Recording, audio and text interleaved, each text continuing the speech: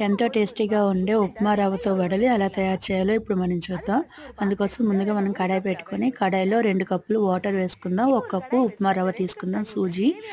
అలాగే ఇప్పుడు ఈ వాటర్‌లో మనం కాస్త 2 స్పూన్స్ ఆయిల్, జీలకర్ర, అలాగే ఉప్పు, ఉడకబెట్టిన బంగాళదుంప పేస్ట్ చేసుకొని వేసుకుందాం.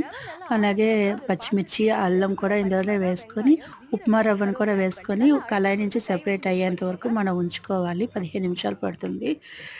తర్వాత ప్లేట్‌లోకి తీసుకొని చల్లారిన తర్వాత అందులో ఉల్లిపాయలు, ఇంకా కొత్తిమీర తురుము కూడా వేసి వడల్లాగా ఒత్తుకొని ఆయిల్ వేడి చేసి ఆయిల్ బాగా మరిగిన తర్వాత వీటిని అందులో వేసుకొని మనం వేపుకుంటే వేడి వేడి ఉప్మా రవ్వలు రెడీ అన్నమాట. ఇవి ఎలా వచ్చాయో ఇంకో వీడియో వస్తుంది, అందులో చూడండి.